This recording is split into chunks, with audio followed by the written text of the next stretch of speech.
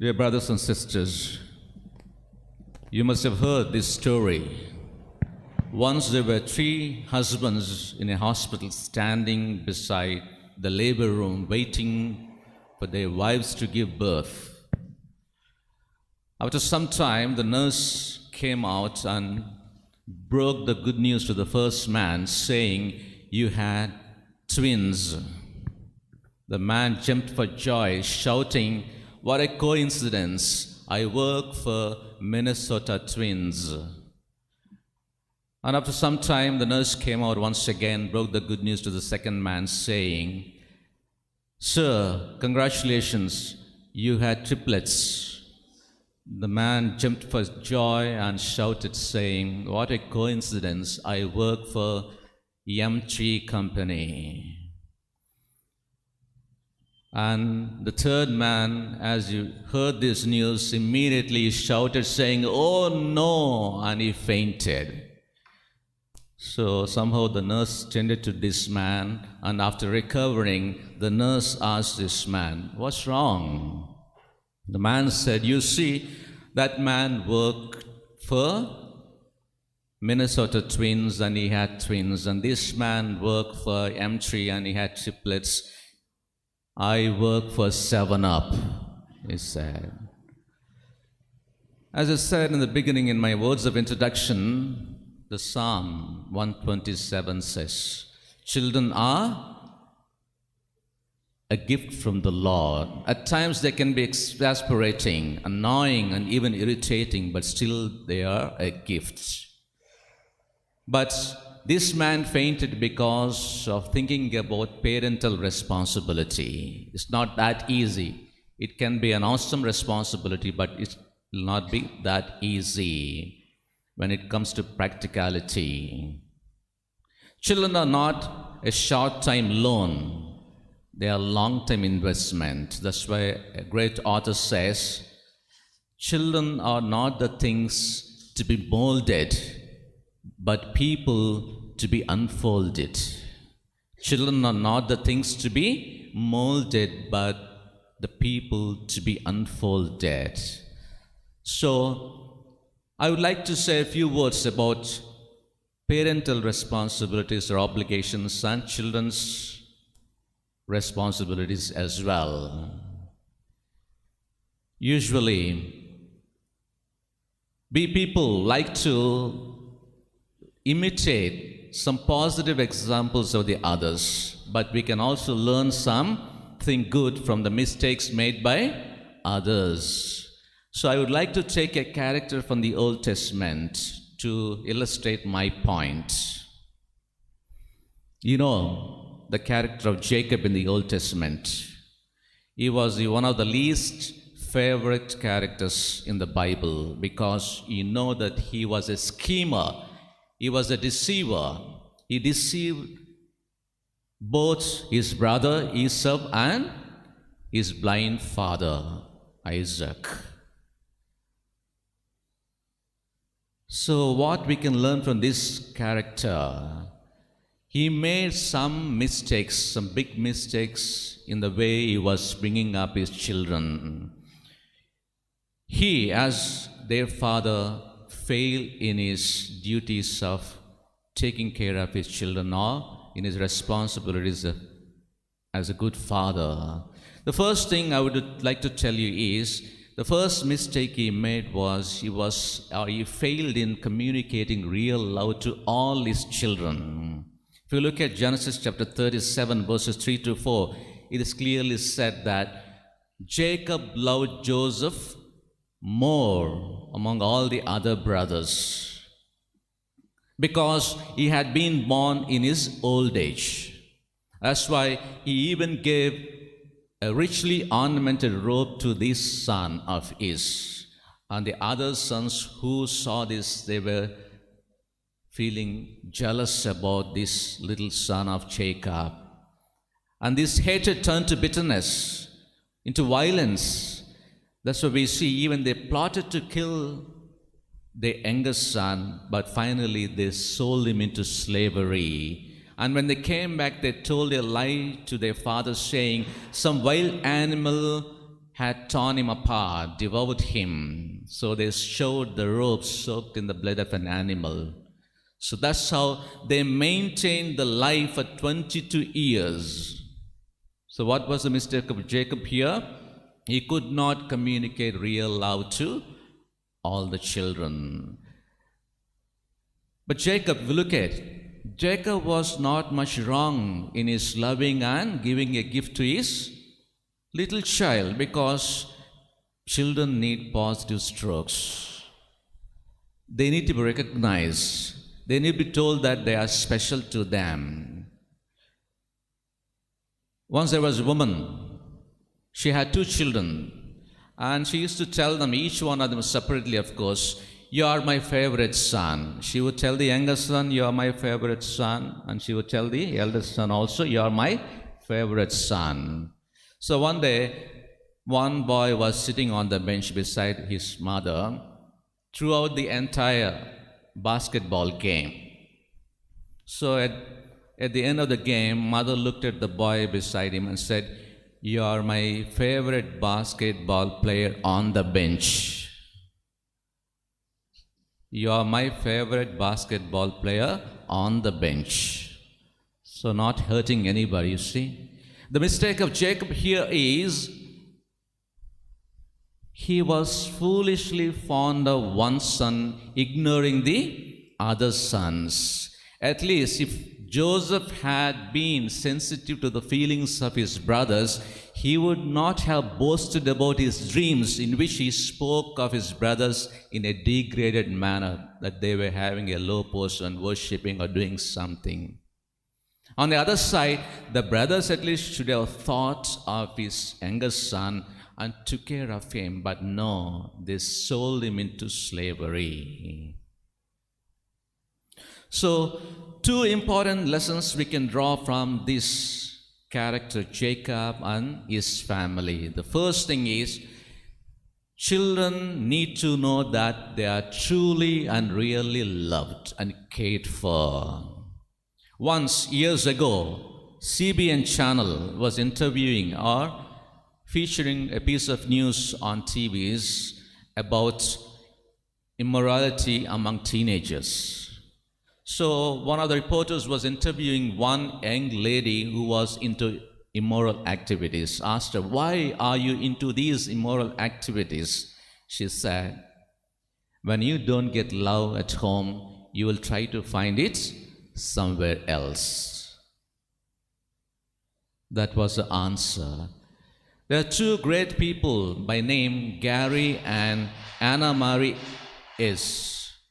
They developed an excellent child rearing course titled "Growing Kids God's Ways." Growing Kids God's Way. And they try to give us 5 ways of communicating love to our children. And they say, in fact, they call it 5 languages of love. They are very much familiar to all of us. I'm not going to say anything new, but just illustrate each one to refresh your memory. First thing is, they say encouraging words. Encouraging words. If you look at St. Paul's letter, first letter to the Corinthians, chapter 8:1, it says, "Love builds up." So, encouraging our own children with the nice words like "I love you, I care for you, I need you," and so on, they can really build them up. You're expressing your love to them. And the second thing is acts of service. Acts of service. If you take John's first letter, chapter 3, verse 18, it says, "Love cannot be or should not be expressed in mere words and tongue, but in actions and in truths." In other words, you should be able to do something to your children which is beyond their expectation, which they never imagined that you would do for them. For example, the Lord, the way He washed the feet of the disciples, they never expected from the Lord. The third thing is gifts giving. Gifts giving. Ephesians chapter 5:25 says, The Lord loved the church so much that He gave Himself up for that, for her, He says. Gifts giving, a gesture of giving a thoughtful gift to a child is an expression of our love to them. So, not only on the occasion of Christmas, on our birthday, but also when you are away from them, sending a piece of gift to them will convey that you are thinking about them. And the fourth one is special attention. If you remember, the Lord was taking the disciples aside to a lonely place to be with themselves. So, special attention giving to the children means you listen to them carefully and respond to them lovingly. It doesn't mean that both of you sit in the same room, staring at the TV, looking into your mobiles, and not caring for each other. It is going beyond surface level of communication. You try to open your hearts to communicate with each other. That's why whenever I call some parents, I visit families, I ask them, do you talk to your children? Some parents obviously respond to me, no, Father, it's just where they have time to talk to us. Once they come back from the college or school, they get into their rooms, take their mobile or go to the TV room or watch TV sometime. But I say, you take time, call them to your room, spend some time with them. Give a chance to them to open up. And the final one is physical touch, closeness, in other words. If you look at the gospel today, the Lord invited the children saying, let them come to me. And He took them in His arms, touched them and blessed them. So the Lord not only touched these children, even the sick, the deaf and the blind and the leper, He touched all of them. So when you give a shake hand or put your hand around them, you're communicating your love to them. So one family, the mother was telling me, a daughter who was studying in the first year degree, she was always arguing with her, especially when mother tells her, you have to put on certain attire, a decent attire to go to college. When you are at home, you must share responsibilities with me. But the daughter will retaliate, rebel. She will not accept, she will argue with her. And she asked me, what to do, Father? I said, when she started arguing with you, I said, go hug her. Give a hug and console her. Just take into your arms, I said. And after a few days or few months, I received a photograph when they went to a beach. She sent me a photograph in which the daughter was giving a kiss on her cheek. So later I asked what happened. She has completely changed, Father. She is very much obedient, listening to me. So nice to hear that. So, these things the Lord has practiced in His life, and we are also expected to do that in our own lives too. And today, two practical lessons from this we can learn is, remember the golden rule, do unto others as you would have them to do for you. In other words, you are called to be unselfish. One family of Gary, his name, he was narrating about his daughter's experience or his experience of his daughter in the family, Jennifer. She used to come back running from the school evenings at times, shouting and sharing the joy of being defeated in the game. The joy of being defeated in the game, baseball game. And it would seem unnatural to all of us, but she was finding joy being unselfish. She shares saying, whenever there were selections for the teams, for the games, what usually happens is they usually select the best players and leaving the worst players. So whenever she was given as a team leader to select, she would allow the opposite team leader to select first or pick the team members. He would pick the best player first and she would pick the worst player from the class. And the other boy would select the next best player and she would select the next worst player. And it goes on like that. And when she comes home, she used to share with the dad, it was so great. We were thoroughly beaten up.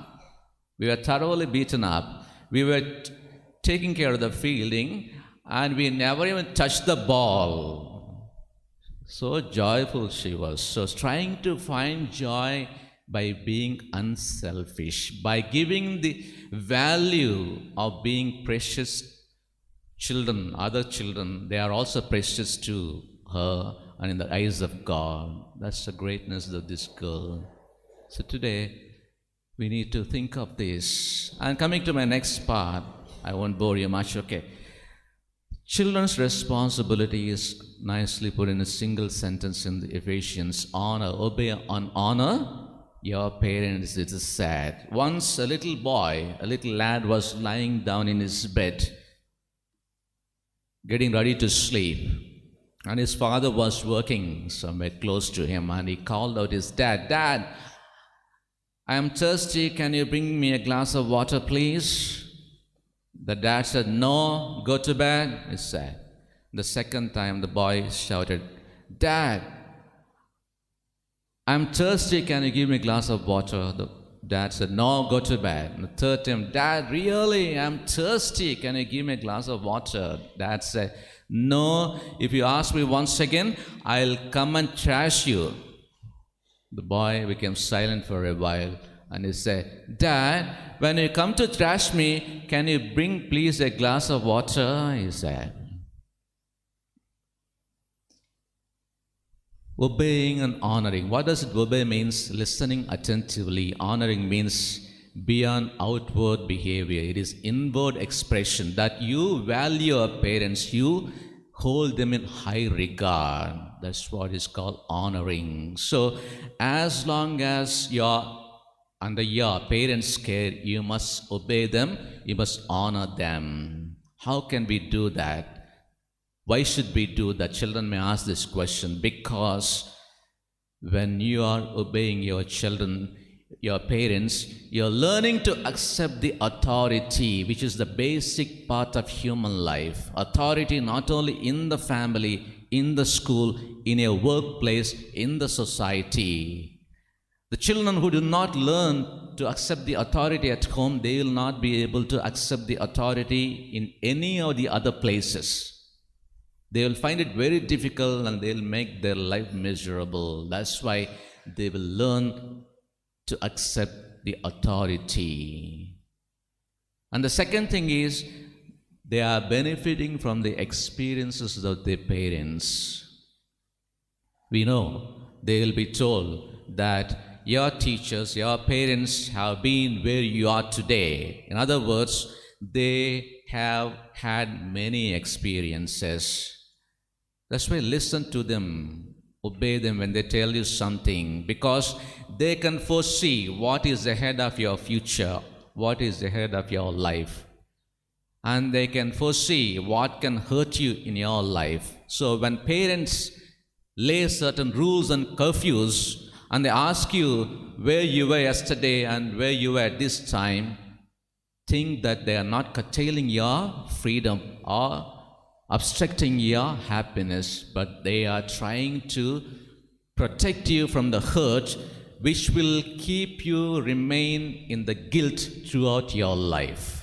So learn from the experiences. That's why you need to obey and honor.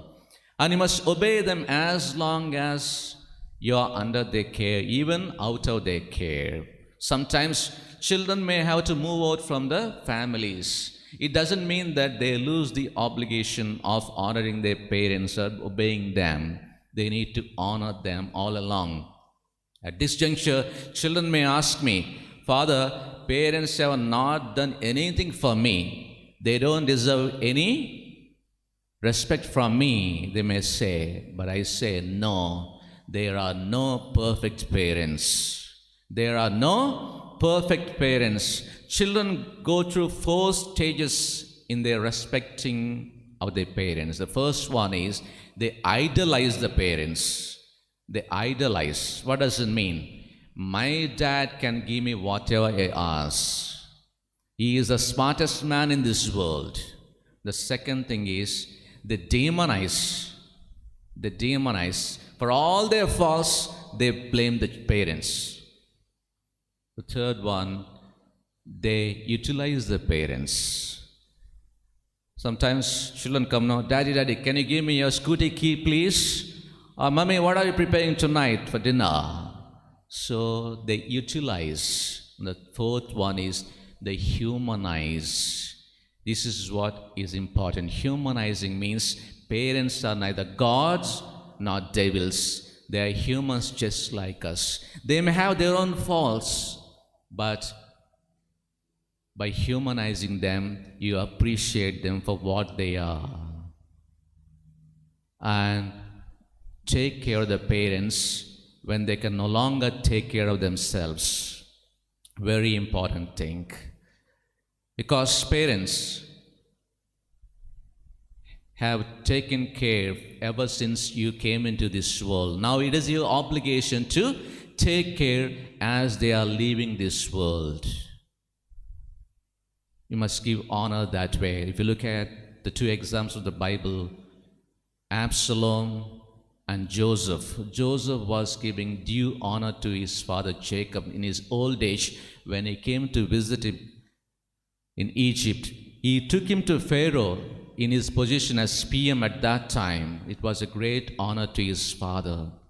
And Absalom, David's third son, he disobeyed his father, usurped the power, snatched away the kingdom from him, and defied the crown.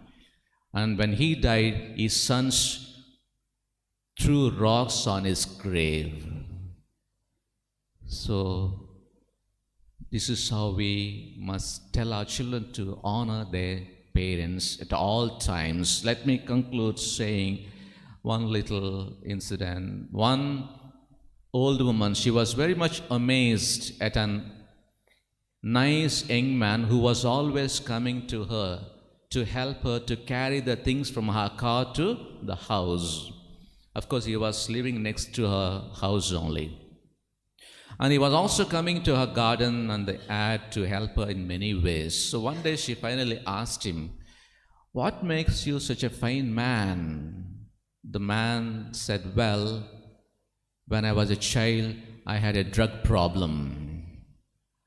She was shocked and she didn't believe. I said, "I can't believe that." "Yes, my parents dragged me to church every Sunday. My parents dragged me to church every Sunday, evening and morning. They dragged me to church on every festival night." That was his answer. Today, when the Lord says, "Let the children come to me," we must be able to take them to the Lord in many ways, in whatever way possible. Let there be any block to that, neither studies nor any other responsibilities. We must be able to take them to the church, because the Lord knows that they are teachable and they are reachable. So they can grow, they can learn, they can be spiritual human beings. So this is what is our responsibility as we commemorate Children's Day. So let's pause and pray that God may grant us this wisdom, to the parents, to the teachers, the same wisdom to the children as well, to honor and obey their parents.